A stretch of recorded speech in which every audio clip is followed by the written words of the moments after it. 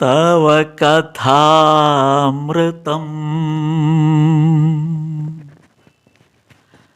തപ്തജീവനം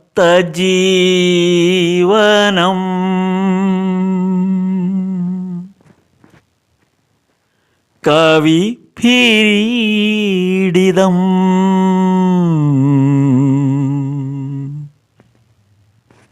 കൽമഷാപഹം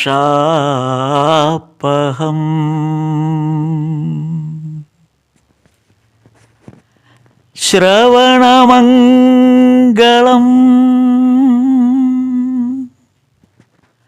ശ്രീമദാത്തദം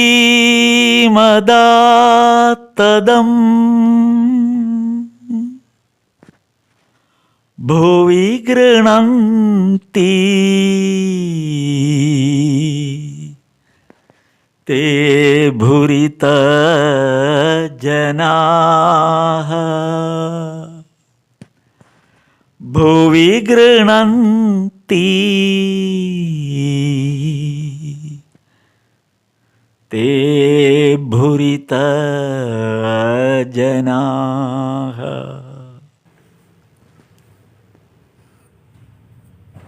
ജയ് ശ്രീരാമകൃഷ്ണ.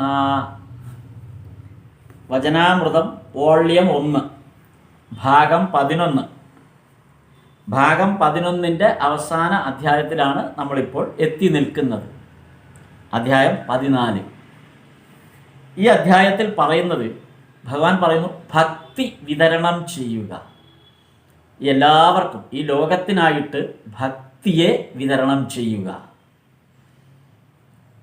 അങ്ങനെ പറയാൻ കാരണം, ജ്ഞാനം ഒരാൾക്ക് നൽകണമെങ്കിൽ അല്ലെങ്കിൽ ജ്ഞാനം വിതരണം ചെയ്യണമെങ്കിൽ അടിസ്ഥാനപരമായി അത് സ്വീകരിക്കുന്ന ആളിന് അത് സ്വീകരിക്കാനുള്ള ഒരു ഒരു ഒരു കഴിവ് വേണം. എങ്കിൽ മാത്രമേ ജ്ഞാനം സ്വീകരിക്കാൻ പറ്റൂ. അതേപോലെ കർമ്മത്തെ ഒരാൾക്ക് നൽകണമെങ്കിൽ ആ കർമ്മം ചെയ്യാനുള്ള ശേഷി അയാൾക്കുണ്ടാവണം. എങ്കിലേ കർമ്മം ചെയ്യാൻ പറ്റൂ. ഭക്തി എന്ന് പറയുമ്പോൾ ഇതൊന്നും ആവശ്യമില്ല എന്നാണ് പറയുന്നത്. ഭക്തി ഒന്നും നോക്കണ്ട, ഭക്തി വിതരണം ചെയ്യാം, ആർക്കും സ്വീകരിക്കാം. ഭക്തിക്ക് ഒരാൾ ജ്ഞാനിയാകണമെന്നില്ല. എന്തിന്? ഈശ്വര നാമം ചൊല്ലാൻ പോലും അറിയണമെന്നില്ല. അക്ഷരജ്ഞാനം പോലും വേണ്ട. ഈശ്വരനെ അറിയണ്ട, ഈശ്വരൻ എന്താണെന്നറിയണ്ട, ഈശ്വര നാമവും അറിയണ്ട. നല്ലൊരു ഉദാഹരണമാണ് രത്നാകരൻ എന്ന കാട്ടാളൻ. രാമായണം രചിച്ച വാത്മീകി മഹർഷി ആയി മാറിയ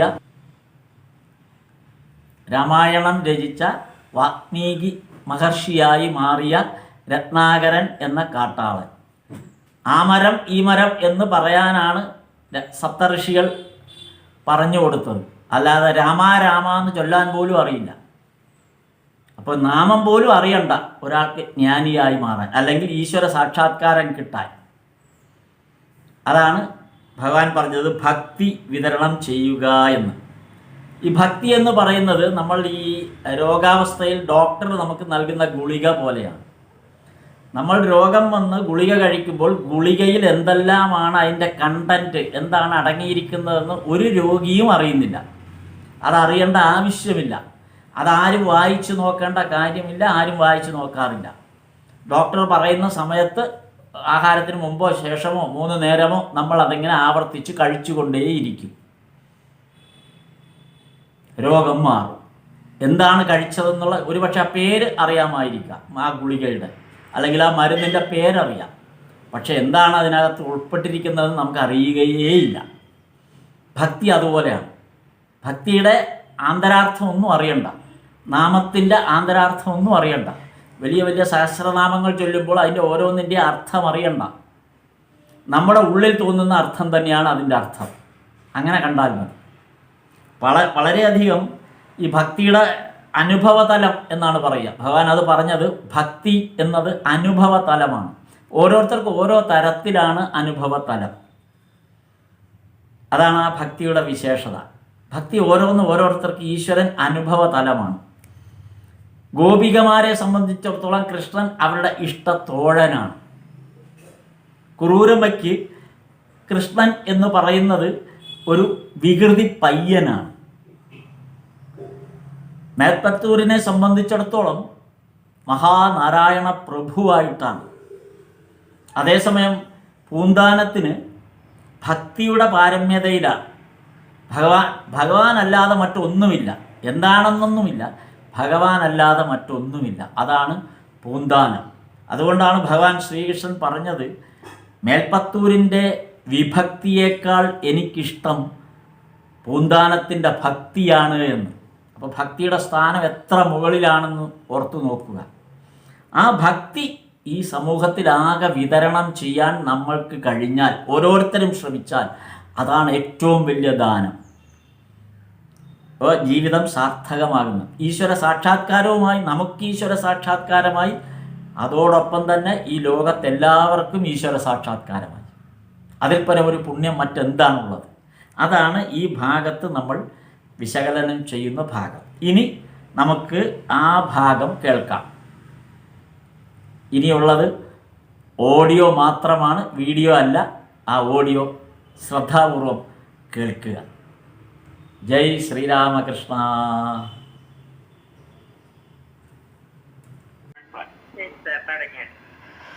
സ്ഥാപകായ ച ധർമ്മസ്യ സർവധർമ്മസ്വരൂപിണേ അവതാരവരിഷ്ഠായ രാമകൃഷ്ണായ തേ നമഃ. ലജ്ജാപടാവൃതേ നിത്യം ശാരദേ ജ്ഞാനദായികേ പാപേഭ്യോ ന സദാ രക്ഷ കൃപാമയി നമോസ്തുതേ. നമഃ ശ്രീയതിരാജായ വിവേകാനന്ദസൂരയേ സച്ചിത് സുഖസ്വരൂപായ സ്വാമിനേ താപഹാരിണേ. നമ്മൾ ശ്രീരാമകൃഷ്ണ വചനാമൃതം വോള്യം 1 11-ാം ഭാഗം അവസാന ഭാഗത്തേക്കാണ് ഇപ്പോൾ നമ്മൾ നോക്കുന്നത്.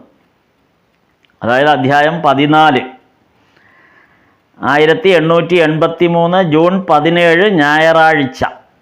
അതാണ് അവസാനത്തെ, ആ 11-ാം ഭാഗത്ത് അവസാനത്തെ അധ്യായം. അത് കഴിയുമ്പോൾ അടുത്ത് 12-ാം ഭാഗം തുടങ്ങുകയായി.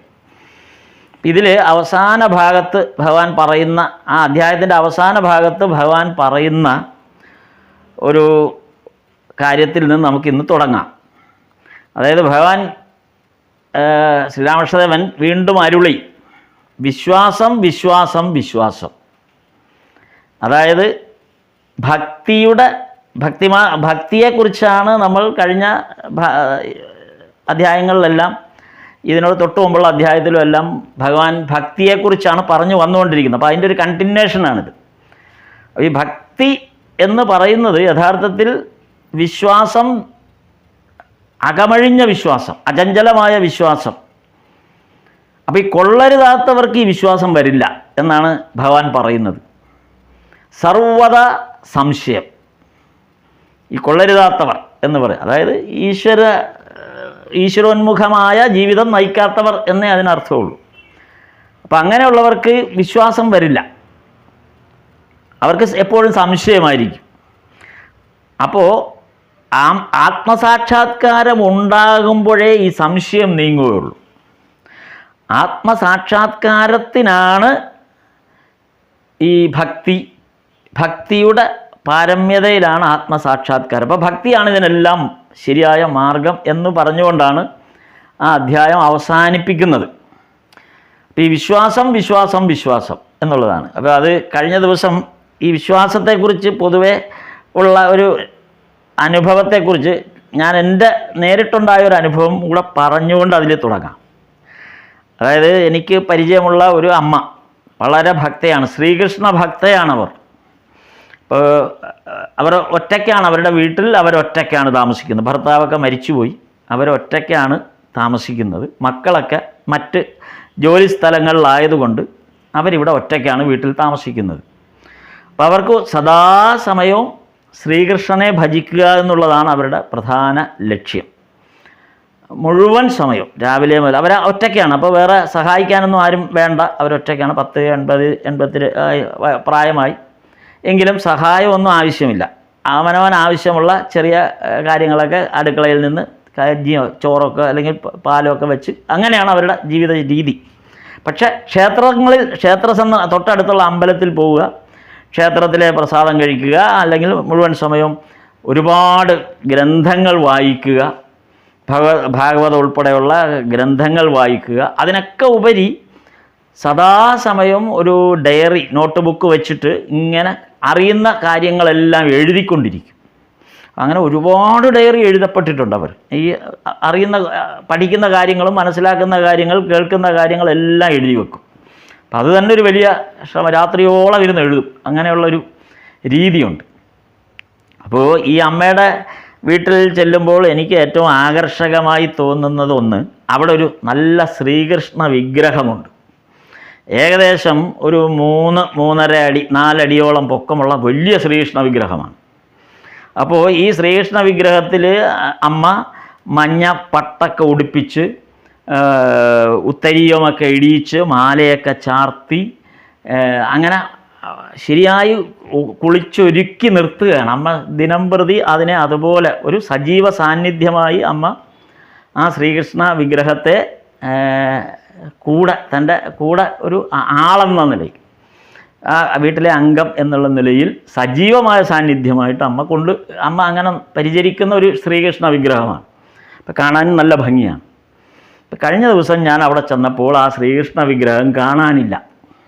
അപ്പോൾ അതെനിക്ക് അത്ഭുതമായി. കാര്യം അത് അത്രയും ഭംഗിയുള്ളൊരു വിഗ്രഹമാണ്. പെട്ടെന്നത് കാണാതായപ്പോൾ ഞാൻ അമ്മയോട് ചോദിച്ചു, അമ്മ എവിടെയാണ് ആ ശ്രീകൃഷ്ണ വിഗ്രഹം എന്ന് ചോദിച്ചു. അപ്പോൾ അമ്മ വളരെ സങ്കടത്തോടെ പറഞ്ഞു, ഒരു വലിയ അബദ്ധം പറ്റി. അതായത് ആ ശ്രീകൃഷ്ണ വിഗ്രഹത്തിൻ്റെ കാലിൽ ഒരു വലിയ പൊട്ടലുണ്ടായി. അപ്പോൾ പൊട്ടിയ വിഗ്രഹം വീട്ടിൽ വെക്കാൻ പറ്റില്ല എന്ന് മക്കളും ബന്ധുക്കളും എല്ലാം പറഞ്ഞു. അങ്ങനെ ആ വിഗ്രഹം മാറ്റി എന്ന് പറഞ്ഞു. അപ്പം ഞാൻ അമ്മയോട് പറഞ്ഞു, ഞാൻ ശ്രീരാമകൃഷ്ണദേവൻ്റെ അമ്മ ശ്രീരാമകൃഷ്ണദേവൻ്റെയൊക്കെ വചനാമൃതമൊക്കെ വായിക്കുകയും, അല്ലെങ്കിൽ സ്വാമിജിയുടെ വിവേകാനന്ദ സ്വാമിയായിട്ട് വളരെ അദ്ദേഹത്തിൻ്റെ ലിറ്ററേച്ചറൊക്കെ വളരെ താല്പര്യത്തോടെ വായിക്കുന്ന ഒരാളാണ്. അതുപോലുള്ള അനുഗ്രഹവുമുണ്ട്. അപ്പോൾ അമ്മ ശ്രീരാമകൃഷ്ണദേവനെ അടുത്തറിയുന്നതിന് മുമ്പുള്ളൊരു സന്ദർഭത്തിൽ അമ്മയ്ക്ക് അറിയില്ലായിരുന്നു ഇതാരാണ് ശ്രീരാമകൃഷ്ണദേവൻ. വിവേകാനന്ദ സ്വാമിയെ വായിക്കുന്നുണ്ട്. അപ്പോൾ അതിൽ നിന്ന് ശ്രീരാമകൃഷ്ണദേവൻ എന്ന് കേട്ടിട്ടുണ്ട്. അല്ലാതെ മറ്റ് വിശദാംശങ്ങളൊന്നും അമ്മയ്ക്ക് അറിയില്ലാത്തൊരു സമയം അമ്മ ക്ഷേത്രത്തിൽ നിന്ന് വരുമ്പോൾ വഴി കിടന്നൊരു ലോക്കറ്റ് കിട്ടി. ആ ലോക്കറ്റ് ശ്രീരാമകൃഷ്ണദേവൻ്റെതായിരുന്നു. അപ്പം അമ്മ അതെന്നെ കാണിച്ചു. ഇതല്ലേ ശ്രീരാമകൃഷ്ണദേവൻ എന്ന് പറഞ്ഞ് എന്നെ കാണിച്ചു. അപ്പോൾ അമ്മ ആ ലോക്കറ്റിൻ്റെ പിൻവശത്ത് ശ്രീകൃഷ്ണൻ്റെ ഒരു രൂപവും മുൻവശത്ത് ശ്രീരാമകൃഷ്ണദേവൻ്റെ രൂപവുമാണ്. അങ്ങനെയുള്ള ലോക്കറ്റാണ്. പിന്നീട് അമ്മയ്ക്ക് ആ ലോക്കറ്റ് എങ്ങനെയോ നഷ്ടപ്പെട്ടു പോയി. ആരോ എവിടെയോ വെച്ച് മറന്നുപോയി, എന്തോ സംഭവിച്ചു. ആ ലോക്കറ്റ് നഷ്ടപ്പെട്ട് എന്നോട് പറഞ്ഞു, ഇങ്ങനെ ഒരു ലോക്കറ്റ് എനിക്ക് കിട്ടുകയാണെങ്കിൽ എനിക്ക് കൊണ്ടുതരണം. ഒരു വശത്ത് ശ്രീരാമകൃഷ്ണദേവനും മറുവശത്ത് ശ്രീകൃഷ്ണനുമാണ്. അപ്പോൾ അമ്മ ശ്രീകൃഷ്ണൻ്റെ വലിയ ഭക്തയാണ്. അതാണ് അതിനകത്തെ പ്രത്യേകത. അപ്പോൾ ഏതായാലും ഞാൻ ഈ ശ്രീരാമകൃഷ്ണദേവൻ്റെ കഥ അമ്മയ്ക്ക് ആ സമയത്ത് പറഞ്ഞു കൊടുത്തു. ഇങ്ങനെ ദക്ഷിണേശ്വരത്ത് രാധാകാന്ത ക്ഷേത്രത്തിലെ ശ്രീകൃഷ്ണ വിഗ്രഹത്തിൽ ഇങ്ങനെ പൊട്ടലുണ്ടായപ്പോൾ അത് അവിടുത്തെ ആ ക്ഷേത്ര അധികാരിയായ മധുരൻ പറഞ്ഞു, മറ്റുള്ളവരെല്ലാം പറയുന്നു ആ വിഗ്രഹം മാറ്റണം, ഇനി അത് വെച്ചുകൊണ്ടിരിക്കാൻ പറ്റില്ല എന്ന് അന്ന് അവിടെ ഉള്ളവരെല്ലാവരും പറഞ്ഞു. ഇവിടെ ഇപ്പോൾ ഈ അമ്മയുടെ ബന്ധുക്കളും മക്കളും ഒക്കെ പറഞ്ഞ പോലെ അന്ന് ശ്രീരാമകൃഷ്ണദേവൻ ഒരു ചോദ്യം ചോദിച്ചു, നിങ്ങളുടെ വേണ്ടപ്പെട്ട മകൻ്റെയോ അല്ലെങ്കിൽ വേണ്ടപ്പെട്ടവരുടെയോ കാലോ കൈയോ ഒടിഞ്ഞാൽ നിങ്ങൾ അവരെ ഉപേക്ഷിക്കുമോ എന്ന് ശ്രീരാമകൃഷ്ണദേവൻ അന്ന് ചോദിച്ചു. ഇത് കേട്ടപ്പോൾ അമ്മയ്ക്ക് ഭയങ്കരമായ ഒരു ഞെട്ടലുണ്ടാക്കി, വലിയ സങ്കടം. ശരിയാണല്ലോ, അത് ഞാൻ എല്ലാവരും കൂടെ പറഞ്ഞപ്പോൾ ഞാൻ ആ കൃഷ്ണവിഗ്രഹം മാറ്റി അവിടുന്ന്. അപ്പോൾ അത് വളരെ പറഞ്ഞത് ശരിയാണല്ലോ എന്ന് അമ്മയ്ക്ക് വലിയ സങ്കടമായി. അപ്പോൾ എനിക്കും തോന്നി, അയ്യോ അതിനിപ്പോൾ അമ്മയോട് ആ വർത്തമാനം അമ്മയ്ക്ക് സങ്കടവും കൂടെ ആയല്ലോ എന്നുള്ളതാണ് ഞാൻ വിചാരിച്ചത്. അപ്പോൾ ഞാൻ ചോദിച്ചു, ഇപ്പോൾ ആ വിഗ്രഹം എവിടെയുണ്ടെന്ന് ചോദിച്ചു. അപ്പോഴാണ് പുതിയൊരു കഥ കേൾക്കുന്നത്. ഈ അമ്മയോടൊപ്പം വളരെ വർഷങ്ങളായിട്ട് വീട്ടിൽ ജോലിയെടുക്കുന്ന ഒരു ജോലിക്കാരി സ്ത്രീ ഉണ്ടായിരുന്നു.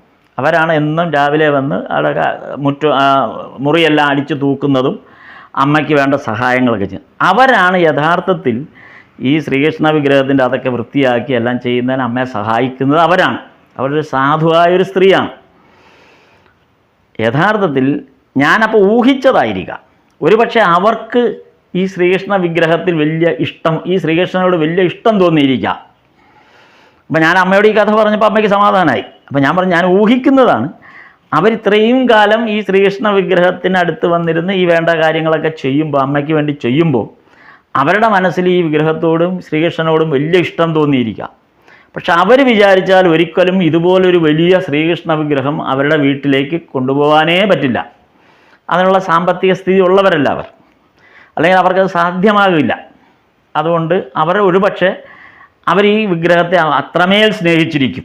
അതുപോലെ ശ്രീകൃഷ്ണനും അവരെ സ്നേഹിച്ചിരിക്കും. അപ്പോൾ അവരുടെ വീട്ടിലേക്ക് പോകാൻ ഒരേ ഒരു മാർഗം ഭഗവാൻ കണ്ടെത്തിയത് സ്വന്തം കാലിൽ ഒരു പൊട്ടലുണ്ടാക്കുക എന്നുള്ളതാണ്. അപ്പോൾ ഭഗവാൻ അറിയാം, ബാക്കി ഈ ആൾക്കാരെല്ലാം ഇത് തന്നെ പറയും. പണ്ട് രാധാകാന്ത ക്ഷേത്രത്തിലെ അധികാരികൾ പറഞ്ഞ പോലെ തന്നെ ഇവരൊക്കെ ഇത് പറയുമെന്ന് ഭഗവാന് നന്നായിട്ട് അറിയാം. അതുകൊണ്ട് അവരുടെ വീട്ടിലേക്ക് പോകാൻ വേണ്ടി ഭഗവാൻ എടുത്ത ഒരു തമാശയാണിത്. അതുകൊണ്ട് പേടിക്കേണ്ട, ഭഗവാൻ പോയിരിക്കുന്നത് വളരെ ഇഷ്ടപ്പെട്ട ഒരു സ്ഥലത്തേക്ക് തന്നെയാണ്. അതുകൊണ്ട് അമ്മയ്ക്ക് അതുകൊണ്ടുള്ള കുഴപ്പമൊന്നും വിചാരിക്കണ്ട എന്ന് പറഞ്ഞപ്പോഴാണ് ആ അമ്മയ്ക്ക് വലിയ ഒരു ആശ്വാസമായത്. ഞാനിവിടെ പറഞ്ഞത് വിശ്വാസം എന്നുള്ളൊരു ഒരേ ഒരു ഘടന മാത്രമാണിത്. ആ വിശ്വാസമാണ് ഈ അമ്മയെയും ആ ജോലിക്കാരിയെയും ഒരുപോലെ ആ ശ്രീകൃഷ്ണനിലേക്ക് അടുപ്പിച്ചത് എന്നുള്ളതാണ് അതിൻ്റെ സത്യം. അതാണ് ഭഗവാൻ ഇവിടെ പറയുന്നത്. സർവ്വ സംശയങ്ങളും നീങ്ങി ആത്മസാക്ഷാത്കാരം ഉണ്ടാകണമെങ്കിൽ അപ്പോൾ മാത്രമേ അതിന് വിശ്വാസം എന്നുള്ളൊരു മാർഗം മാത്രമേ ഉള്ളൂ. ഇപ്പം നമ്മളിവിടെ ഒരു കീർത്തനം ഇപ്പം വിശ്വാസമാകും എന്ന് പറഞ്ഞാൽ ആ കീർത്തനം ഇപ്പോൾ കേട്ടതേ ഉള്ളൂ. അപ്പം അത് മാത്രമാണ് നമുക്കിപ്പോൾ ഉള്ള ഏകമായ ഒരു മാർഗം. ഭക്തിയുടെ ഒരു ഏറ്റവും വലിയ തിളക്കം എന്ന് പറയുന്നത് വിശ്വാസത്തിൽ അധിഷ്ഠിതമായ, ഭഗവാനോടുള്ള വിശ്വാസത്തിൽ അധിഷ്ഠിതമായ, ഈശ്വരീയമായ ഭാവത്തോടുള്ള വിശ്വാസത്തിൽ അധിഷ്ഠിതമായ നമ്മുടെ ജീവിതമാണ് എന്ന് ഈ ഒരു സംഭവം ഞാൻ ഓർത്തപ്പോൾ പറഞ്ഞു എന്ന് മാത്രം. അപ്പം നമ്മൾ പറഞ്ഞു വന്ന ഭാഗത്തേക്ക് തിരിച്ചു വരാം. കഴിഞ്ഞ തവണ നമ്മൾ ചർച്ച ചെയ്ത് അവസാനിപ്പിക്കുന്ന ഭാഗം ഭക്തി എങ്ങനെയാണ് വിതരണം ചെയ്യേണ്ടത് എന്നതാണ്. മറ്റൊന്നുമല്ല, നമ്മൾ ആർക്കും കൊടുക്കേണ്ടത് ധനമല്ല, മറ്റ് സാമ്പത്തിക സഹായങ്ങളല്ല. ഇതൊന്നും കൊടുത്തത് കൊണ്ട് ശാശ്വതമായ പരിഹാരം ഒരിടത്തും ഉണ്ടാകാൻ പോകുന്നില്ല. കാരണം നമ്മൾ ധനം നൽകുകയാണെങ്കിൽ ആ ധനം തീരുന്ന സമയത്ത് അയാൾ വീണ്ടും അതേ കുഴപ്പത്തിലേക്ക് പോകും. അപ്പോൾ ഭക്തിയാണ് നൽകുന്നതെങ്കിൽ, ശ്രീരാമകൃഷ്ണദേവൻ പറയുന്നത് ഭക്തി നൽകുകയാണെങ്കിൽ ആ ഭക്തി അയാളുടെ ജീവിതകാലം മുഴുവൻ, ആ ജന്മം മുഴുവനും ആ ഭക്തി അയാളെ പരിരക്ഷിക്കും. മറ്റൊന്നും തന്നെ ഈ ലോകത്ത് ഒരാളെയും പരിരക്ഷിക്കില്ല. നമ്മൾ സർവീസ് എന്ന് പറഞ്ഞ് ചെയ്യുന്നത് വലിയ സാമ്പത്തിക സഹായം ചെയ്യുക, ഇതിനൊക്കെയാണ് നമ്മൾ മുൻഗണന കൊടുക്കുക. പക്ഷേ ഭക്തിക്കാണ് മുൻഗണന കൊടുക്കേണ്ടത്. ഒരാളിൽ ഭക്തി ജനിപ്പിക്കാൻ ശ്രമിക്കുമ്പോൾ അയാൾ ജീവിതകാലം മുഴുവനും സംരക്ഷിക്കപ്പെടുകയാണ്. ഒരുപക്ഷെ ഈ വീട്ടിൽ, ഈ അമ്മയുടെ വീട്ടിൽ ജോലിക്ക് വന്ന സ്ത്രീയിൽ ഒരു അമ്മയിൽ കണ്ട ഭക്തിയാണ് അവരെയും ഈ ശ്രീകൃഷ്ണനോട് അടുപ്പിച്ചത്. അതാണ് അവർക്ക് ആ ശ്രീകൃഷ്ണ വിഗ്രഹത്തോട് അത്രമേൽ ഒരു ഇഷ്ടം തോന്നാൻ കാരണം. അതാണ് ഭഗവാൻ അവരുടെ അടുത്തേക്ക് തന്നെ പോയത്. അവരുടെ ആ വീട്ടിലേക്ക് ഭഗവാൻ പോകാൻ കാരണം അതാണ്. അതോടുകൂടി സംഭവിക്കുന്നത് ഈ ജന്മം തന്നെ അവർ സാക്ഷാത്കരിക്കപ്പെടുകയാണ്. യാതൊരു സംശയവുമില്ല അക്കാര്യത്തിൽ. അപ്പോൾ അതാണ് ഭക്തിയുടെ, ആ ഭക്തി നൽകുന്നത് കൊണ്ട് ആ ജോലിക്കാരി സ്ത്രീക്ക് ഭക്തി നൽകുകയാണ് ചെയ്തത്. അതോടുകൂടി അവർക്ക് പ്രതിമാസം കൊടുക്കുന്ന രൂപയല്ല അവിടുത്തെ ഘടകം, അവർക്ക് കൊടുക്കുന്ന ഭക്ഷണമല്ല ഘടകം. അവർക്ക് ഭക്തി നൽകിയതോടുകൂടി അവരുടെ ജീവിതം സമ്പൂർണ്ണമാകുന്ന ഒരവസ്ഥയിലേക്ക് പോകാൻ ഒരുപക്ഷെ അറിയാതെ തന്നെ ഈ അമ്മയ്ക്ക്, ഞാൻ പറഞ്ഞ കഥയിലെ ആ സംഭവത്തിലെ അമ്മയ്ക്ക് സാധ്യമായി എന്നുള്ള, അവിടെയാണ് ഭക്തി കൊടുക്കുക എന്ന് പറയുന്നതിൻ്റെ ഒരു ദൃഷ്ടാന്തമായി എനിക്ക് തോന്നിയത്. അപ്പോൾ ബാക്കിയെല്ലാം താൽക്കാലിക ആശ്വാസമാണ്. അത് ഒരുപക്ഷെ സന്തോഷവും തോന്നും. ഇപ്പം ധനം കൊടുക്കുമ്പോഴോ മറ്റ് സഹായ സഹകരണങ്ങൾ നൽകുമ്പോഴൊക്കെ ആ സമയത്തേക്ക് സന്തോഷം തോന്നും. പക്ഷെ പിന്നെയും കുറച്ച് ദിവസം കഴിയുമ്പോഴേക്കും പിന്നെയും പഴയപടിയാവും. ഇതാണ് ഇത്തരം സഹായങ്ങൾ കൊണ്ടുണ്ടാകുന്നൊരു. അതേസമയം ഭക്തിയാണെങ്കിലോ സദാ ആനന്ദമായിരിക്കും എപ്പോഴും. അപ്പം വിദ്യാധനം സർവധനാൽ പ്രധാനം എന്നാണ് പഴമൊഴി. നമ്മളങ്ങനെയാണ് പഠിച്ചു വച്ചിരിക്കുന്നത്. വിദ്യാധനം സർവധനാൽ പ്രധാനം എന്നാണ് ഉണ്ട്. അപ്പോൾ ശ്രീരാമകൃഷ്ണദേവൻ ഇവിടെ അതിനെ ഒരു തിരുത്ത് നൽകുകയാണ്. വിദ്യാധനം എന്നത് ജ്ഞാനം എന്നതാണ്, അത് ശരിയാണ്. വിദ്യാധനം എന്നത് ജ്ഞാനമാണ്. ആ ജ്ഞാനമാണ് ഒരാൾക്ക് നൽകുന്നത്. അത് ശരി. പക്ഷേ ജ്ഞാനം ഒരാളെ പരിപൂർണനാക്കുന്നില്ല എന്നാണ് ഭഗവാൻ പറയുന്നത്. ജ്ഞാനം കൊണ്ടൊരാൾ പരിപൂർണനാകില്ല. എന്നാൽ ജ്ഞാനം ഒരാളെ പരിപൂർണനാക്കുന്നില്ല എന്ന പോലെ തന്നെ ഏതൊരു ജ്ഞാനം, അല്ലെങ്കിൽ ജ്ഞാനം എന്നുള്ളതിന് അന്വേഷണം എന്നും അർത്ഥമൊക്കെ എടുക്കാം. അങ്ങനെ അതിനൊരു നാനാർത്ഥങ്ങളിൽ എടുക്കാം. ഏതർത്ഥത്തിലെടുത്താലും ജ്ഞാനം, അറിവ്, അന്വേഷണം, അങ്ങനെ ഏതായാലും സംശയലേശമന്യേ എന്ന് പറയാൻ പറ്റില്ല. അതാണ് ജ്ഞാനത്തിൻ്റെ ഒരു കുഴപ്പം. ജ്ഞാനത്തിന് സംശയലേശമന്യേ എന്നുള്ളൊരു ഭാഗമില്ല. പിന്നെയും അറിയാത്ത കുറേ ബാക്കി കിടക്കുന്നതാണ് ജ്ഞാനത്തിൻ്റെ സ്വഭാവം. നമ്മൾ എന്ത് വിദ്യ പഠിച്ചാലും ശരി, എന്തറിവ് സമ്പാദിച്ചാലും ശരി, ഈ അറിവ് അവസാനത്തെ അറിവല്ല, അറിവിൻ്റെ പാരമ്യത്തിലല്ല, അതിനപ്പുറത്തേക്ക് പിന്നെയും കുറേ ബാക്കി കിടക്കും, നമ്മൾ അറിയാത്തത്. അല്ലെങ്കിൽ ഈ അറിവിൽ നിന്ന് നമുക്ക് സംശയമുണ്ടായിക്കൊണ്ടിരിക്കും. ഈ സംശയം ഒരിക്കലും, ഈ ജ്ഞാനത്തിൽ നിന്ന് ഉത്ഭവിക്കുന്ന ഈ സംശയത്തിന് ഒരിക്കലും ഒരു അവസാനമില്ല. പുതിയ പുതിയ സംശയങ്ങൾ ഉണ്ടായിക്കൊണ്ടേയിരിക്കും. അപ്പോൾ അതുകൊണ്ടാണ് ജ്ഞാനം ഒരിക്കലും പരിപൂർണമാകുന്നില്ല എന്ന് പറയുന്നത്. ഇപ്പോൾ സാധാരണഗതിയിൽ ഇത് ഏറ്റവും കൂടുതൽ പറയാറുള്ള നമുക്ക് ചുറ്റും നമ്മളെല്ലാം പരിചിതമായി കേൾക്കാറുള്ള ഒരു ഇതേ സംബന്ധിച്ച് പറയുന്ന ഒരാൾ നമ്മുടെ ഗായകൻ യേശുദാസാണ്. യേശുദാസ് സ്ഥിരമായി പറയുന്ന ഒരു വാചകമുണ്ട്: ഞാൻ സംഗീത സാഗരത്തിൻ്റെ കരയിൽ നിന്ന് ഒന്ന് കാൽ നനയ്ക്കാൻ മാത്രമേ എനിക്ക് കഴിഞ്ഞിട്ടുള്ളൂ. സംഗീതം എന്ന് പറയുന്ന ഒരു സാഗരം പോലെയുള്ള ജ്ഞാനമാണ്. ആ സംഗീത സാഗരത്തിൻ്റെ കരയിൽ നിന്ന് ഒന്ന് കാൽ നനയ്ക്കാൻ മാത്രമേ എൻ്റെ ഈ ജീവിതം കൊണ്ട് എനിക്ക് കഴിഞ്ഞിട്ടുള്ളൂ എന്ന് യേശുദാസ് സ്ഥിരമായി പറയുന്നുണ്ട്. അതാണ് ആ ജ്ഞാനത്തിൻ്റെ ഒരു പ്രശ്നം. ജ്ഞാനത്തിന് ഒരു ആ അഗാധമായ തലത്തിലേക്ക് ജ്ഞാനം പിന്നെയും അനന്തമായി കിടക്കുകയാണ്. പരിപൂർണമായി ആ ജ്ഞാനത്തിലേക്ക് ഒരാൾക്ക് എത്താൻ ബുദ്ധിമുട്ടാണ്, എത്തില്ല. അപ്പോൾ അതാണ് ജ്ഞാനത്തിൻ്റെ ഒരു പ്രശ്നം. അതേസമയം ഭക്തിയാണെങ്കിൽ ഈ ഭക്തി ഇവിടെ ഈ പറഞ്ഞ പോലെ, ഈ വിഗ്രഹത്തിൻ്റെ കാര്യം പറഞ്ഞ പോലെ, അവിടെ സംശയലേശമാണ്. ഭക്തിയിൽ സംശയമില്ല. ഒരാളിൽ ഭക്തി രൂഢമൂലമായി കഴിഞ്ഞാൽ പിന്നെ സംശയമില്ല, പിന്നെ എല്ലാം ഈശ്വരനാണ്. ഇവിടെ ശ്രീരാമകൃഷ്ണദേവൻ തന്നെ അതിന് ഒരു കഥ ആ ഭാഗത്ത് പറയുന്നുണ്ട്. ഈ വിശ്വാസം, രാമനാണ് സർവസ്വമായിരിക്കുന്നത്. അപ്പോൾ ഗുരു ശിഷ്യനോട് പറഞ്ഞു, പ്രതിശരീരം വർത്തിക്കും രാമ രാമ രാമ എന്ന്. അപ്പോൾ ഒരു പട്ടി റൊട്ടി കടിച്ചുകൊണ്ട് ഓടുക, പ്രതിശരീരം ഈ രാമനാണ് പ്രവർത്തിക്കുന്നതെന്നുള്ള വിശ്വാസമാണ്. അതായത് ഓരോ ജീവാണുവിലും രാമൻ തന്നെ. പട്ടിയിലായാലും പൂച്ചയിലായാലും എറുമ്പിലായാലും മനുഷ്യനിലായാലും എന്തിലും രാമനെ തന്നെയാണ് ദർശിക്കുന്നത്. എല്ലാം രാമന്മയം. അപ്പോൾ ഒരു റൊട്ടി കടിച്ചുകൊണ്ടൊരു പട്ടി ഓടുകയാണെങ്കിൽ ഭക്തൻ എന്താണ് പറയുക? അയ്യോ പട്ടി നിൽക്കൂ എന്നല്ല പറയുക, രാമ നിൽക്കൂ നിൽക്കൂ എന്നാണ് പറയുക. പട്ടിയുടെ പിറകെയാണോ ഓടുന്നത്? എന്നിട്ടോ രാമ നിൽക്കൂ നിൽക്കൂ, ഞാൻ കുറച്ച് വെണ്ണയും കൂടെ പുരട്ടിത്തരാം ആ റൊട്ടിയിൽ എന്ന് പറഞ്ഞുകൊണ്ട് ഭക്തൻ ഈ പട്ടിയുടെ പിന്നാലെ ഓടും. അതാണ് ഭക്തി. കാര്യം അവിടെ പട്ടിയാണെന്നുള്ള സംശയം, പട്ടിയാണ്, ഇതൊരു പട്ടിയാണല്ലോ, അല്ലെങ്കിൽ ഇതൊരു മറ്റേതെങ്കിലും ഒരു മൃഗമാണല്ലോ എന്നുള്ള യാതൊരു സംശയവും അതിനകത്തില്ല. രാമൻ തന്നെയാണ്. അതാണ് ഭക്തിയുടെ ഇത്. ജ്ഞാനം അങ്ങനെയല്ല. ജ്ഞാനം ഇതിനെ വിശകലനം ചെയ്യും. ജ്ഞാനത്തിൻ്റെ ഒരു ബുദ്ധി എന്ന് പറയുന്നത് വിശകലനം ചെയ്യും. അപ്പോൾ വീണ്ടും വിചാരത്തിൻ്റെ പുറത്ത് ഇത് ഒരു മൃഗമാണ് എന്നുള്ള ധാരണയിലേക്ക് വരും. ഇവിടെ ഭക്തിക്ക് ആ ഒരു ധാരണ ഇല്ല. ഭക്തിക്ക് അത് രാമൻ തന്നെ. അതുകൊണ്ടാണ് ഈ ഭക്തിയെക്കുറിച്ച് ശ്രീരാമകൃഷ്ണദേവൻ ഇങ്ങനെ പറഞ്ഞത്.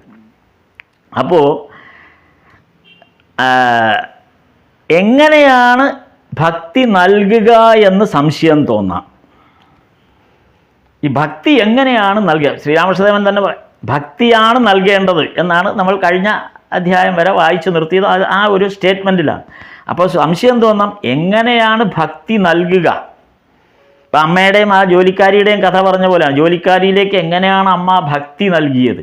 അമ്മ പോലും അറിഞ്ഞില്ല ആ ഭക്തി. അമ്മ അറിഞ്ഞുകൊണ്ട് ഭക്തി കൊടുത്തതല്ല.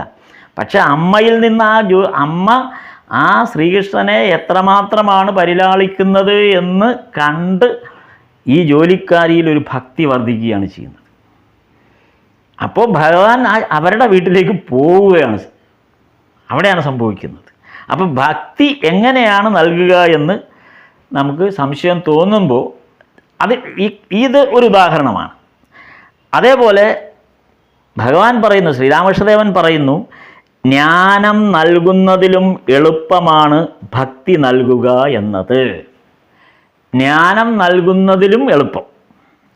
ജ്ഞാനം ഒരാൾക്ക് സ്വീകരിക്കാൻ കഴിയണമെങ്കിൽ അതിന് പരിപാകമായ ഒരവസ്ഥ അയാളിൽ തന്നെ ഉണ്ടാവണം.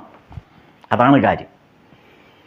നമ്മൾ പഴയൊരു ചൊല്ലുണ്ടല്ലോ, പോത്തിനോട് വേദമോതരുത് എന്ന് പറയില്ലേ? ആ ചൊല്ലിൻ്റെ രീതി അതാണ്. കാര്യം വെറുതെ അത് ഉൾക്കൊള്ളാനുള്ള ഒരു മാനസികാവസ്ഥ ഇല്ലാത്ത ഒരാളോട് അത് പറഞ്ഞിട്ട് കാര്യമില്ല, പാഴായിപ്പോവും. പക്ഷെ ഭക്തിക്ക് അതിൻ്റെ ആവശ്യമില്ല. ഭക്തിക്ക് അതിൻ്റെ അതിനും ഇത് തന്നെയാണ് ഉദാഹരണം. ഈ ജോലിക്കാരി എന്ന് പറയുന്ന സ്ത്രീ, അവർ നിരക്ഷരയാണ്. അവർക്ക് മറ്റൊരു കാര്യവും വേദാന്തം അറിയില്ല. അവർക്ക് മറ്റ് ഈ ഗീത അറിയണമെന്നില്ല, അല്ലെങ്കിൽ അവർക്ക് ഇതിൻ്റെ ഈ ആധ്യാത്മികമായ ഒരു പിൻബലവും അവർക്കില്ല. പക്ഷേ അവരിൽ ഒന്നുണ്ട്, അവരുടെ ഉള്ളിലേക്കൊരു ഭക്തി ചെന്നു. ഭഗവാൻ സജീവമായി ഇവിടെ ഉണ്ട്, അത്ര സുന്ദരനായൊരു ഭഗവാൻ ദേ നിൽക്കുന്നു. ആ ഭഗവാൻ എൻ്റെ കൂടെ വന്നില്ലെങ്കിൽ എനിക്കും അങ്ങനെ ഒരു ഭഗവാൻ ഉണ്ടായിരുന്നെങ്കിൽ എന്ന് ഉള്ളതാണ് ആ ഭക്തി. അതാ ഭക്തി. എനിക്ക് ഭഗവാനെ വേണം എന്ന് തോന്നുന്നതാണ് ഭക്തി. അത് മാത്രമാണ് ഭക്തി. അതാണ്. അപ്പം ഭക്തിക്ക് വേറെ ഒന്നും ആവശ്യമില്ല. ജ്ഞാനത്തിൻ്റെയോ അറിവിൻ്റെയോ വിദ്യാഭ്യാസത്തിൻ്റെയോ അല്ലെങ്കിൽ എന്താ പറയുക ബിരുദങ്ങളുടെയോ ഒന്നും ആവശ്യമില്ല. അതാണ് ഇവിടെ നമ്മൾ ആ അമ്മയുടെയും വേലക്കാരിയുടെയും ജീവിതത്തിൽ കണ്ടത്. അതേപോലെ അത് ഈ ഭക്തി എന്ന് പറയുന്നതിനൊരു ഉദാഹരണം പറഞ്ഞാൽ അത് ഈ രോഗത്തിന് മരുന്ന് കഴിക്കുന്ന പോലെയാണ്. നമ്മൾ എന്ത് മരുന്നാണ് ഒരു രോഗി കഴിക്കുന്നതെന്ന് ആ രോഗി പല രോഗികൾക്കും അറിയില്ല. ചിലർക്ക് ആ മരുന്നിൻ്റെ പേര് വരെ അറിയാം. ആ ഗുളിക എന്നും കഴിക്കുന്ന 2 or 3 ഗുളിക ഉള്ളവരാണെങ്കിൽ ആ ഗുളികയുടെ പേരറിയാവുന്ന കുറേ പേരെങ്കിലും കാണും. ഇന്നത്തെ കാലത്ത് പിന്നെ ആളുകൾ ശീലം വന്ന് ഇപ്പോൾ പേരൊക്കെ പഠിച്ചു തുടങ്ങി. പണ്ട് അങ്ങനെയൊന്നുമില്ല. ഇപ്പോൾ ആശുപത്രിയിൽ ചെന്നാൽ ചുമന്ന വെള്ളം കിട്ടുന്ന പോലെയാണത്. ഏത് പനിയായിട്ട് ചെന്നാലും ഒരു കുപ്പിയിൽ നിറച്ച് ചുമന്ന വെള്ളം കിട്ടും. ആ ചുമന്ന വെള്ളം കുടിക്കാം. എന്താണ് ആ ചുമന്ന വെള്ളമെന്നോ എന്താണെന്നോ നമുക്കറിയില്ല.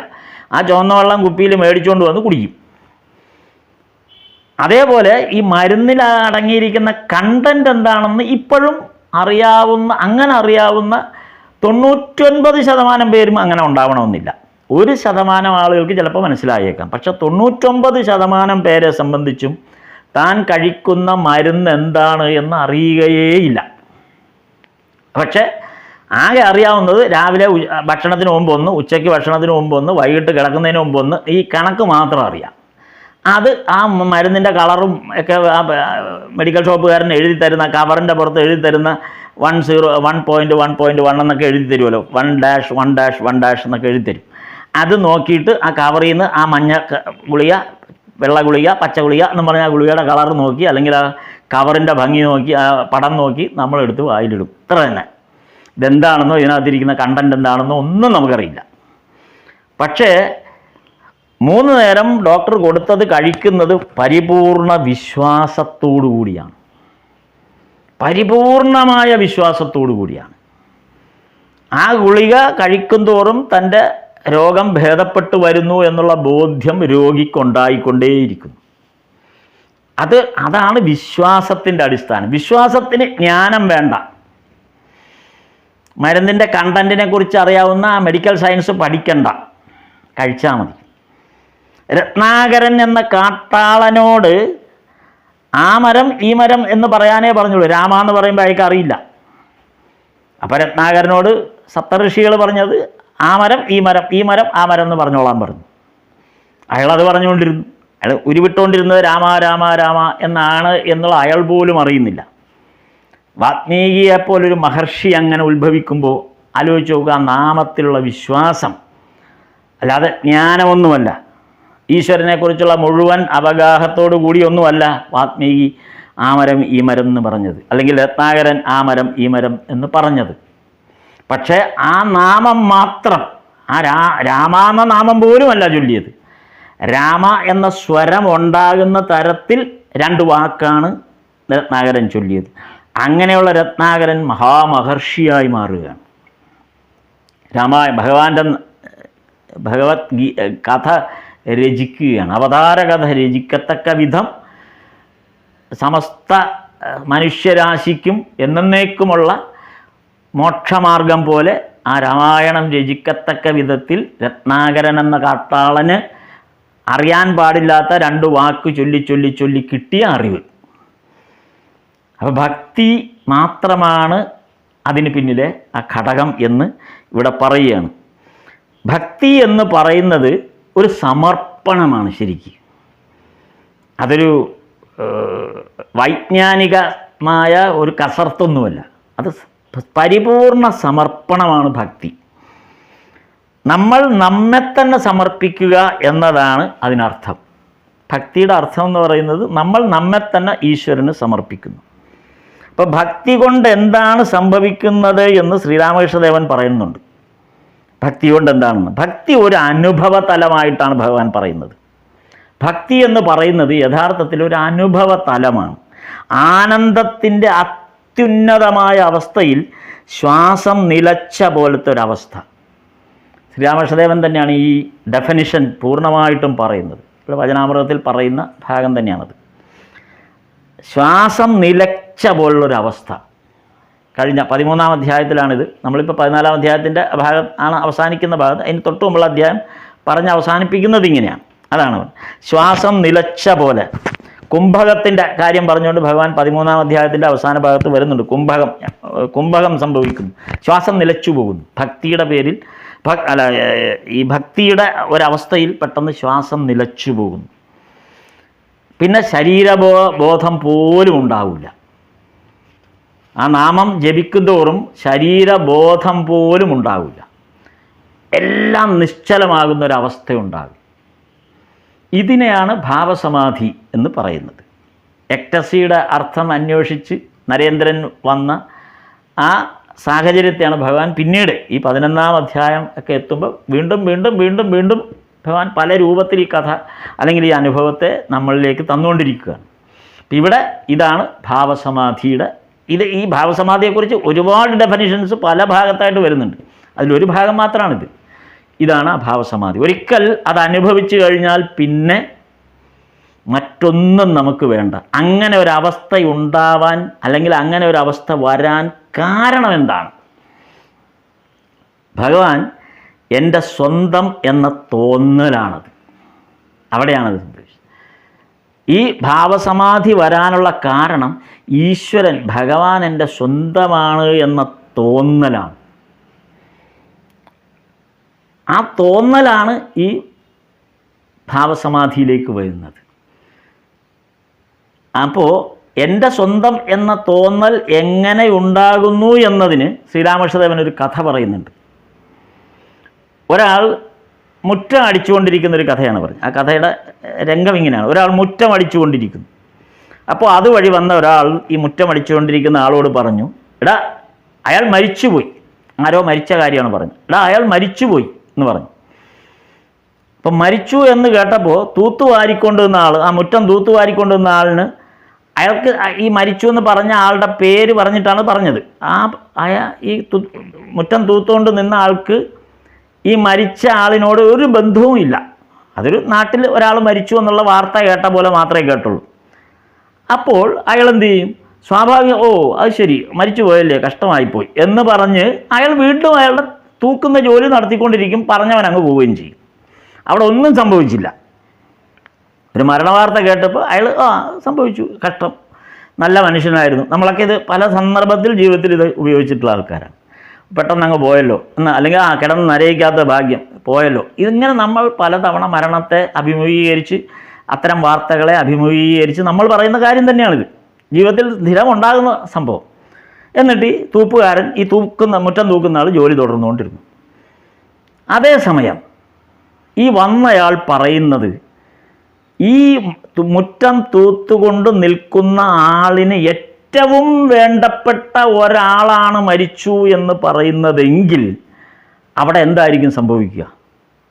ചിലപ്പോൾ ആ മുറ്റം തൂത്തുകൊണ്ട് നിൽക്കുന്ന ആൾ അതോടെ ബോധം കെട്ട് താഴെ വീണു എന്ന് വരാം.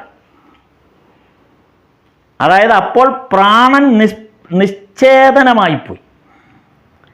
എന്നിട്ട് ഒന്നും ചിന്തിക്കാൻ കഴിയാത്തൊരവസ്ഥയിലേക്കായി അയാൾ മറിഞ്ഞു വീഴും, താഴെ വീഴും, ബോധം കെട്ട് വീഴും.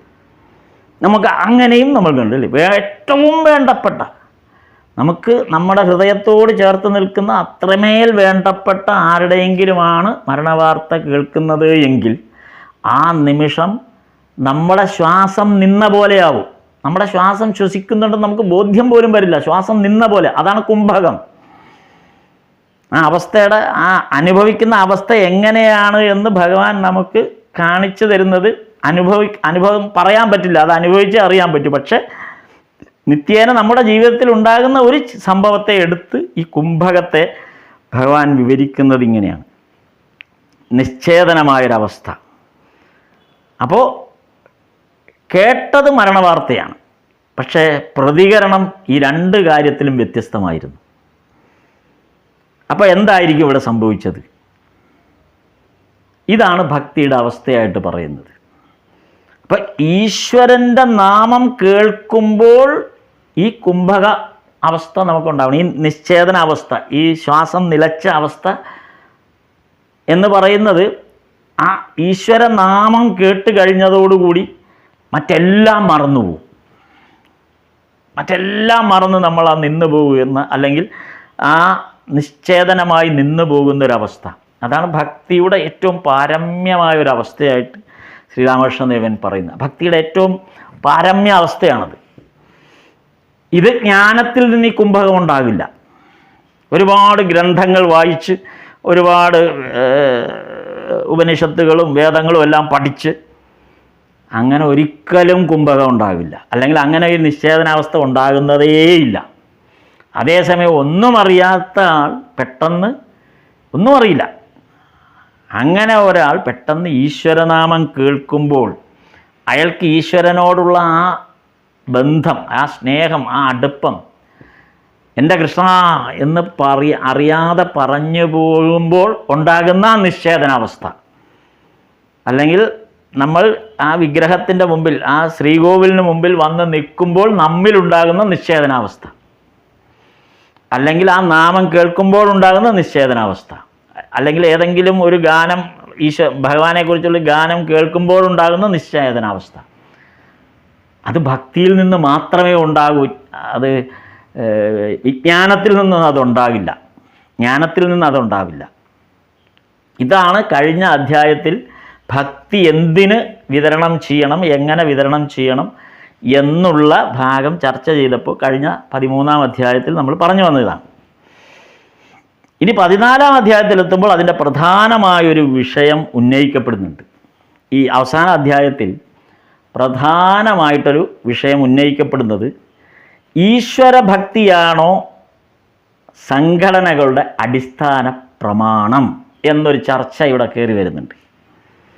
അതായത് ഒരുപാട് ഈ സംഘടനകൾ ഉണ്ട്. ഇപ്പോൾ ബ്രഹ്മസമാജം അതിലൊരു സംഘടനയാണ്. എന്താണ് ബ്രഹ്മസമാജത്തിൻ്റെ ലക്ഷ്യം? ഈശ്വരാരാധന തന്നെയാണ്. എങ്ങനെയുള്ള ഈശ്വരാരാധന? ഈശ്വരൻ എന്ന് പറയുന്നത് സാകാരമല്ല, നിരാകാരമാണ്, ഈ പ്രപഞ്ചം മുഴുവൻ നിറഞ്ഞു നിൽക്കുന്ന ഒരു ശക്തിയാണ് എന്നൊക്കെ പറയുന്ന തരത്തിൽ ഒരുപാട് വിജ്ഞാന കുതുകികളായ ഒരു വലിയ സംഘത്തിൻ്റേതാണ് ആ സംഘം. മുഴുവൻ പേരും വിജ്ഞാന കുതുകികളാണ്, സമ്പന്നന്മാരാണ്, വിദ്യാസമ്പന്നന്മാരാണ്, ഒരുപാട് അറിവുകൾ നേടി വിദേശത്തൊക്കെ പോയി പഠിച്ച് കോട്ടും സൂട്ടും ഒക്കെ ഇട്ട് സമൂഹത്തിൽ ഉന്നത തലത്തിലുള്ള അങ്ങനെ ഉള്ള ഒരു സംഘടനയാണ് ബ്രഹ്മസമാജം. അതുപോലുള്ള വിവിധ സമാജങ്ങൾ, പലതരം സമാജങ്ങളുണ്ട്, സംഘടനകളുണ്ട്. ആര്യസമാജം എന്നൊക്കെ പറഞ്ഞ പോലെ എല്ലാ സംഘടനകളുടെയും എല്ലാ കൂട്ടായ്മകളുടെയും ലക്ഷ്യം ഈശ്വരാരാധനയാണ്, അല്ലെങ്കിൽ ഈശ്വരനോടുള്ള ഈശ്വര സാക്ഷാത്കാരത്തിന് വേണ്ടിയുള്ള സഞ്ചാരത്തിന് വേണ്ടി ആണ് എല്ലാ സംഘടനകളും നിലനിൽക്കുന്നത്. പക്ഷേ ഈശ്വര ഭക്തിയാണോ ഈ ഭക്തിയാണോ അതോ ഈശ്വരനെക്കുറിച്ചുള്ള ന്യായാന്യായങ്ങളുടെ അന്വേഷണമാണോ? ഇതിലേതാ സംഘടനകളുടെ അടിസ്ഥാന പ്രമാണം? അതാണ് ഇവിടെ നമ്മൾ വേറിട്ട് പരിശോധിക്കേണ്ട ഒരു വിഷയം. അവിടെയാണ് ഈ ചർച്ച വന്ന് നിൽക്കുന്നത്. ഈശ്വര ഭക്തിയാണോ, അതാണ് ആ ചോദ്യം ഉണ്ടായി. ഈശ്വര ഭക്തിയാണോ സംഘടനകളുടെ അടിസ്ഥാന പ്രമാണം? അപ്പോൾ ഇവിടെ ഭഗവാൻ പറഞ്ഞത് ഈ സംഘടനകൾ, ഭഗവാൻ അതിനെക്കുറിച്ച് ഒന്ന് വിശദീകരിക്കുന്നുണ്ട്. ഈ സംഘടനകളുടെ ഒരു സ്വഭാവത്തെക്കുറിച്ച് ഭഗവാൻ പറയുന്നത്, ഈ സംഘടനകളെല്ലാം നിലനിൽക്കുന്നതിൻ്റെ ഒരു പ്രധാന ഘടകം ഭക്തിയല്ല. പകരം, അതായത് ഭക്തിയെ പ്രചരിപ്പിച്ചുകൊണ്ടല്ല ഈ സംഘടനകൾ നിലനിൽക്കുന്നത്.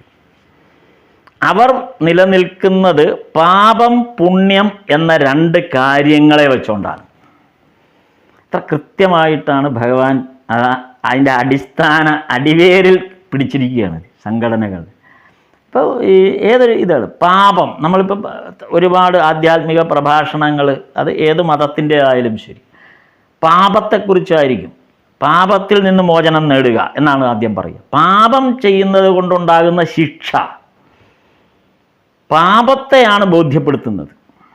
ശ്രീരാമകൃഷ്ണദേവൻ അടിവരയിട്ട് പറഞ്ഞ ഒരു കാര്യമാണ് പാപി എന്നുള്ള വാക്ക് ഉച്ചരിക്കരുതെന്ന്. അങ്ങനെ ഒരു വാക്കില്ല. ശ്രീരാമകൃഷ്ണദേവൻ പല ഭാഗങ്ങളിലും അത് സൂചിപ്പിക്കുന്നുണ്ട്. ഭജനാമൃതത്തിലുമുണ്ട്, പല ഭാഗത്തായിട്ട് പറയുന്നുണ്ട്. പാപി എന്നുള്ള വാക്ക് ഉച്ചരിക്കരുത്, അങ്ങനൊന്നില്ലെന്നാണ് പറയുന്നത്. അങ്ങനൊന്നില്ല. അപ്പോൾ പക്ഷേ സംഘടനകൾ ഇവിടെയാണ് ഈ ബ്രഹ്മസമാജം ഭക്തന്മാരാണ് ഈ സന്ദർഭത്തിൽ 14-ാം അധ്യായത്തിലും 13-ാം അധ്യായത്തിൻ്റെയൊക്കെ ഭാഗത്ത് ബ്രഹ്മസമാജം അംഗങ്ങളാണ്, ഭക്തന്മാരാണ് വന്നിരിക്കുന്നത്. അതുകൊണ്ടാണ് അവരുമായിട്ടാണ് ഈ ചർച്ച നടക്കുന്നത്. അപ്പോൾ സംഘടനാപരമാണ് അവരുടെ ഘടന, ബ്രഹ്മസമാജംകാരുടെ. അതുകൊണ്ടാണ് അവരോട് പറഞ്ഞത്, ഈ സംഘടന എന്ന് പറയുന്നത്, ഈ സംഘടനയുടെ നേതൃത്വം ഈ സംഘടനയിൽപ്പെട്ട ആളുകളെ ബോധ്യപ്പെടുത്തുന്നത് പാപം പുണ്യം എന്ന രണ്ട് ഘടകങ്ങൾ വെച്ചിട്ടാണ്. അതായത് നിങ്ങൾ പാപം ചെയ്യുമ്പോൾ നിങ്ങൾക്ക് നരകം കിട്ടും, നിങ്ങൾ പുണ്യം ചെയ്യുമ്പോൾ നിങ്ങൾക്ക് സ്വർഗം കിട്ടും. അപ്പോൾ പാപം ഈശ്വരനോടല്ല, ഈശ്വരനോടുള്ള ഭക്തിയല്ല അവിടെ പ്രചരിപ്പിക്കപ്പെടുന്നത്. പാപത്തെക്കുറിച്ചും പാപമോചനം എന്നുള്ളൊരു ഘടനയും അങ്ങനെയൊന്നും ഇല്ലാത്ത ഒന്നിനെക്കുറിച്ചുള്ള പ്രചരണം എന്നാണ് ശ്രീരാമകൃഷ്ണദേവൻ പറയുന്നത്. അങ്ങനെയൊന്നില്ല. അപ്പം ഇല്ലാത്ത ഒന്ന് ഉണ്ടാക്കിയിട്ട് ആ ഇല്ലാത്തതിനെ ഉണ്ടാക്കി അതിലൂടെ ഒരു ഭയം ജനിപ്പിച്ചിട്ട് സംഘടനയെ മുന്നോട്ട് കൊണ്ടുപോവുക. അപ്പം ഭയം മൂലം, അത് ഒരുപാട് ഘടനയിൽ ഈ ഭയം നമ്മളെ ഭരിക്കുന്നുണ്ടെന്നുള്ളത് നമ്മുടെ ജീവിതത്തിൽ നമുക്ക് ഒരുപാട് അനുഭവങ്ങൾ ഉള്ളവരാണ്. അപ്പം അതൊന്നും നമ്മളിവിടെ ചർച്ച ചെയ്യേണ്ട കാര്യമല്ല. ഇവിടെ നമ്മൾ ആ ഭഗവാൻ പറഞ്ഞ വാക്കുകളെ മാത്രം എടുക്കുന്നു. അത് പറയാമെങ്കിൽ ഇങ്ങനെ നമുക്ക് എത്ര നാൾ വേണമെങ്കിൽ ഇരുന്ന് പറയാം. അപ്പം ഇവിടെ പാപം പുണ്യം എന്ന രണ്ട് കാര്യങ്ങളാണ്. അപ്പോൾ അത് ആധ്യാത്മിക സംഘടനകളായാലും വ്യക്തികളായാലും എല്ലാം മുഖ്യമായി എടുക്കുന്നത് ഈ കാര്യം. അപ്പം കേശവചന്ദ്രസേനൻ ഒരിക്കൽ ഈ ഒരു കോൺഫ്ലിക്റ്റ്, ഈ പാപം പുണ്യം എന്നുള്ളതിനെക്കുറിച്ചുള്ള കോൺഫ്ലിക്റ്റ്, അതല്ല അങ്ങനെ ഒരു ഘടനയെക്കുറിച്ച് പറയുന്നത് ശരിയല്ല എന്നുള്ള ശ്രീരാമകൃഷ്ണദേവൻ്റെ വേർഷൻ പണ്ടൊരിക്കൽ ഭഗവാൻ ഇത് പലതവണ പറഞ്ഞു, കേശവചന്ദ്രസേനോടൊക്കെ പറഞ്ഞിട്ടുള്ള കാലമാണ്. ഈ സംസാരിക്കുന്ന സമയത്ത് കേശവചന്ദ്രസേനൻ അത്ര സുഖകരമായ അവസ്ഥയിലല്ല, അസുഖം, ശാരീരികമായ അസുഖം ബാധിച്ചിരിക്കുന്ന ഒരു സന്ദർഭമാണ്.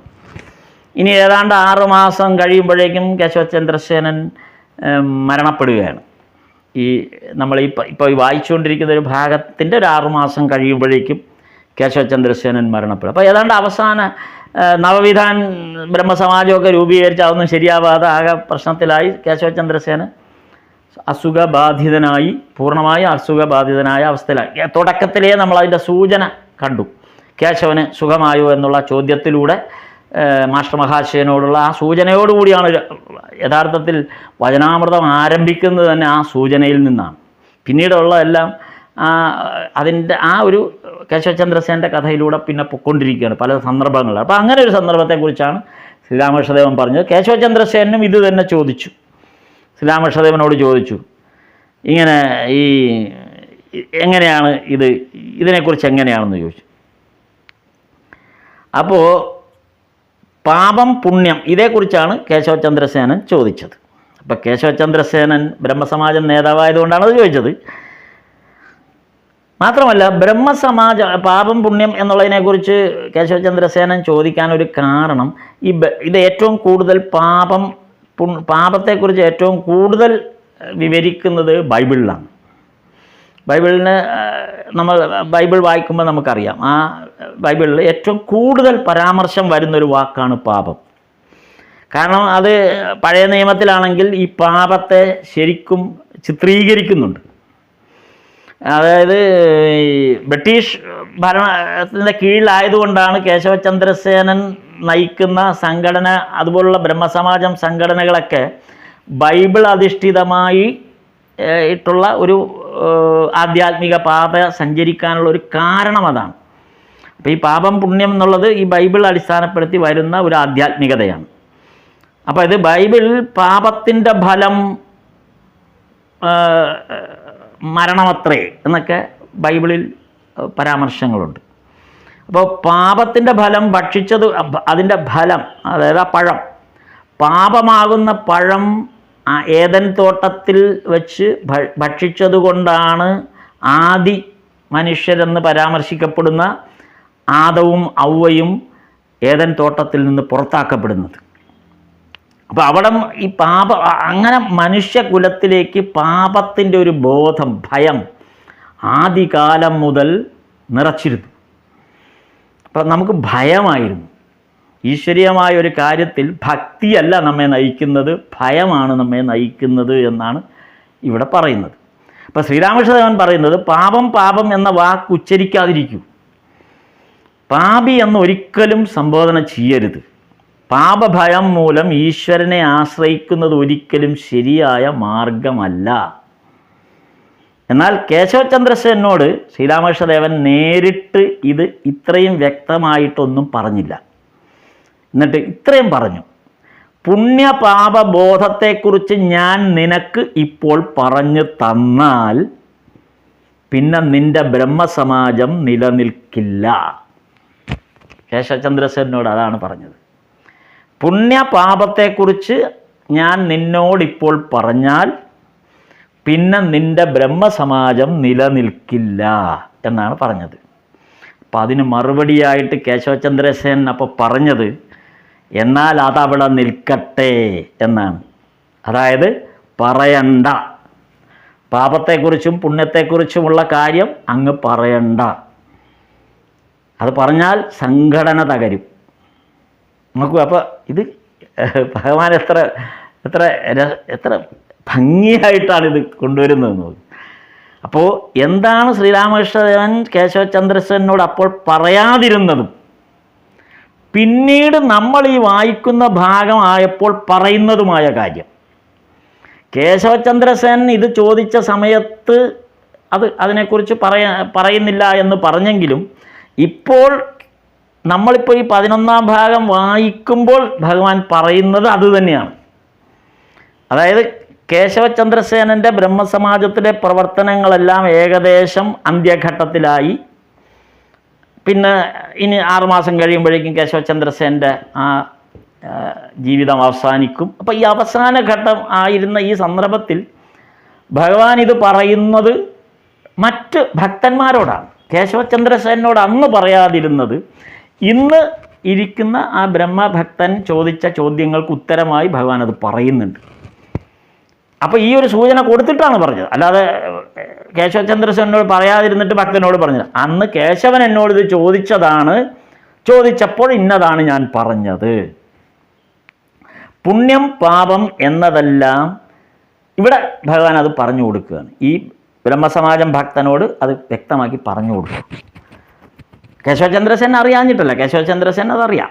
പക്ഷേ കേശവചന്ദ്രൻ പറഞ്ഞു ഇതിനെക്കുറിച്ച് പ്രചാരമൊന്നും കൊടുക്കണ്ട, സംഘടനയിൽ പറഞ്ഞിട്ട് കാര്യമില്ല, അതുകൊണ്ട് അങ്ങത് പറയണ്ട എന്ന് പറഞ്ഞിട്ടാണ് കേശവചന്ദ്രസേൻ അന്ന് പിൻവാങ്ങിയത്. പക്ഷേ ഇന്ന് ഇതേ ഭക്തനോട് ശ്രീരാമകൃഷ്ണദേവൻ പറഞ്ഞത് പുണ്യം പാപം എന്നതെല്ലാം ഈശ്വരൻ്റെ തന്നെ മായാവിഭൂതിയാണ്. അതായത് ഒരു ഫലങ്ങളിൽ മധുരിക്കുന്ന ഫലമുള്ള പോലെ കയ്ക്കുന്ന ഫലമുള്ളതുപോലെ രണ്ടും ഈശ്വര സൃഷ്ടിയാണ്. കയ്പുള്ള ഫലവും ഉണ്ട്, മധുരമുള്ള ഫലമുണ്ട്. ഇത് രണ്ടും ഈശ്വരൻ്റെ സൃഷ്ടിയാണ്. രുചിഭേദങ്ങൾ ആവശ്യമാണ്, അതാണ് അതിനർത്ഥം. രുചിഭേദങ്ങൾ ആവശ്യമാണ്. ലോകം അങ്ങനെയാണ് സൃഷ്ടിക്കപ്പെട്ടിട്ടുള്ളത്. സത്തും അസത്തും, നല്ലതും ചീത്തയും, ഇതെല്ലാം മായാവിഭൂതിയാണ്. അതായത് ഇത് രണ്ടുമില്ല. യഥാർത്ഥത്തിൽ അനുഭവത്തിൽ ഇത് രണ്ടും ഇല്ല. മധുരവുമില്ല, കയ്പുമില്ല.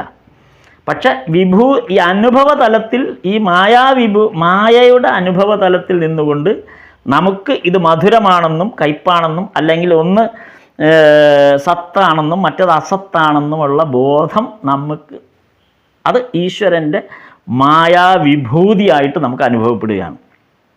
അതങ്ങനെ സൃഷ്ടിക്കപ്പെട്ടിരിക്കുകയാണ്. അപ്പോൾ ഇതെല്ലാം പ്രസ്ഥാനങ്ങളുടെ പറയുമ്പോൾ, ഇങ്ങനെ പറഞ്ഞാൽ പാപവും പുണ്യവും ഇല്ല എന്ന് പറഞ്ഞു കഴിഞ്ഞാൽ പിന്നെ പ്രസ്ഥാനമില്ല.